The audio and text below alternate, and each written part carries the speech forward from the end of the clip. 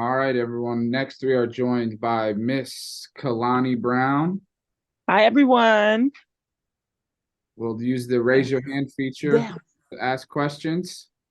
Have about 15 minutes with Miss Lonnie, and then next to join us will be Maddie Segrist. So start with Okay. Andy Lipton. Thank you. Hey, Kalani, how are you? Good. How are you? Good. Hey, this year you established yourself as an impactful WNBA player. Can we just reflect upon the journey to get to this point, and as well as the thing, I am so sorry. That's my dog. Continue.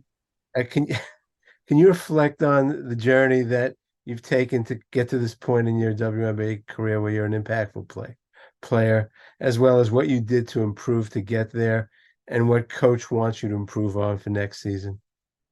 Um, I really just got focused on getting in shape and really didn't really stop caring about what people said about me and my game.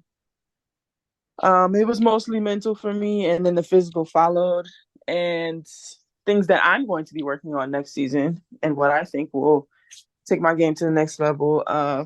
Possibly will be more range at the three, um, versatility at the post position, working on more of a face-up game.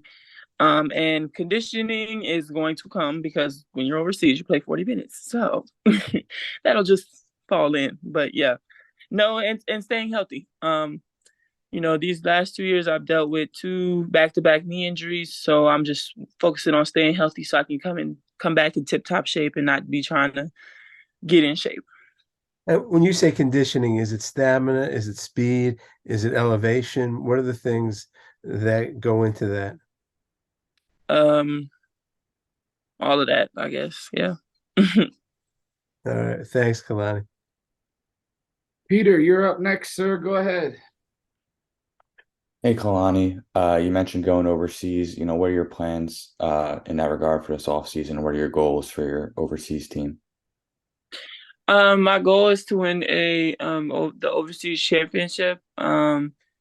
And come back, yeah, win my first overseas championship. Like I said before, my goals are extending my range, outside to the three, being more versatile in the post, and clearly staying healthy and being in great shape so I can be in shape for training camp. Mhm. Do you hope to be back in Dallas next year? I don't know, you know, Would you be open to it? I'm open to everybody. No right or wrong answer. I'm open to everybody. So yeah. Thank you. Christos, go ahead. Hello, Kalani. Hope you're doing well. What did you like most on this season? Hello. Yeah, you hear me? I can hear you. You cut out right there. Go Okay. ahead. Okay. What did you like most, speaking about this season?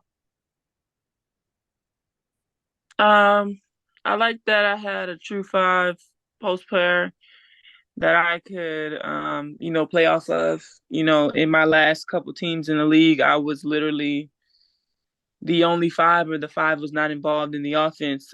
So I really had to work around being in a system that didn't really involve a traditional five, but this system did. And I thought that this was my first real chance at the league, since coming into the league.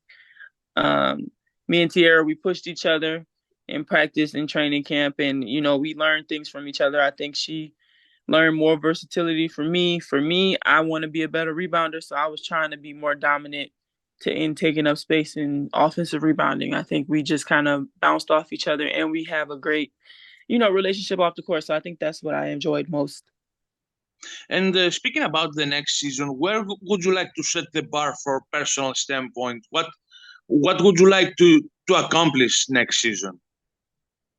I definitely think we could have been in the finals this year. So if I was to return to Dallas, I think we should go for a championship run for sure. Thank you very much. Have a great offseason. Thank you. Christian, go ahead. Hey, Clyde, hope you're doing well. We spoke at length this season about your play coming off the bench, but I'm not sure if you knew that you led all reserve centers in points per game and also efficiency. Mm-hmm. You know, with these things in your bag, like you just spoke recently about your like expanding your range, but you know, from the season and a few times we did see you, you know, with the jumper, you shot around 50% from 10 foot away from the rim, and just on twos in general that were outside the paint, you shot 62.3% on those shots. Now the not the shot selection, but the diet of how much we saw that wasn't exactly as much as, you know, would have liked on both sides, but going into next season and everyone else that, you know, could be vying for your services, what would you have to say to them as far as your elevator pitch? Just watch the tape. No, just watch the tape. No, I mean, and you know what? I feel like I should have shot it more because it's not like I didn't have it's not like I didn't have the green light as far as that, but yeah, I need to shoot it more. I think it was more so on me when you come in as a 6'7" player, you know, you shoot that shot and it's like, oh, she needs to be by the rim, you know. So, but I think I'll pull it more. I think it was more so me and just my college days and just having that in my brain, like, you know, they need me down low, they need me to rebound, but I can't box myself in. So I think I'll be more comfortable. That's what overseas is for elevating your game. So I would say watch the tape, but watch the overseas tape just to see how it looks before we incorporate it in the league, and we'll see. And I got one more for you. As far as the camaraderie this team has had this season, you know, I saw a lot of players going out to play pickleball, guys going out to eat and everything after practice, games, things of that nature. There was a bike ride that I saw a lot of people go on at one of those Seattle trips. You know, would you say this is probably your best, you know, relationship with the team that you've had since you've been in the W? Oh, absolutely. I've been a part of some locker rooms that weren't the very best. But I think off the court, we actually really did like each other. We genuinely did gel together. Yeah, I want to. Yeah, this is probably the best relationship team off the court for sure. And I've actually got one more. You know, we spoke a couple games ago, but before I think it was before the Aces series, really just about how, you know, your players developed this season, especially next to Tierra. Like they were really, I think anybody could do what you guys, especially on the court at the same time. Would you would have hoped to play with her a little bit more, just to see what that kind of combo looks like against other teams? Absolutely, I think we definitely should have did that matchup a lot more.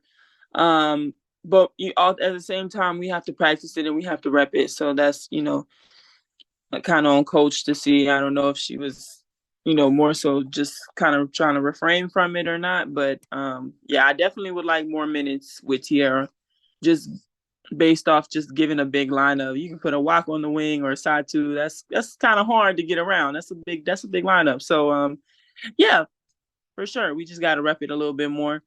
The high low with me and Lauren Cox at Baylor did not just show up like that overnight. We repped that, and we weren't even starting together. So that's kind of where it starts. It starts beforehand.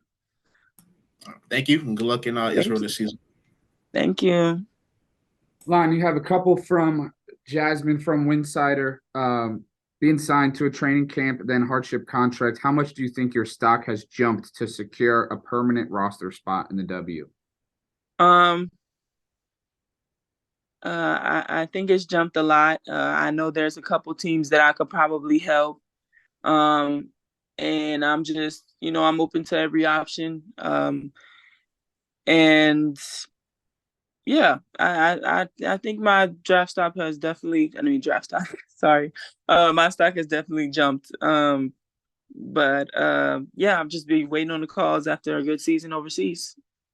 And then with the impact you had on the court this season, what is one thing you want teams to know as they keep an eye on you during the offseason?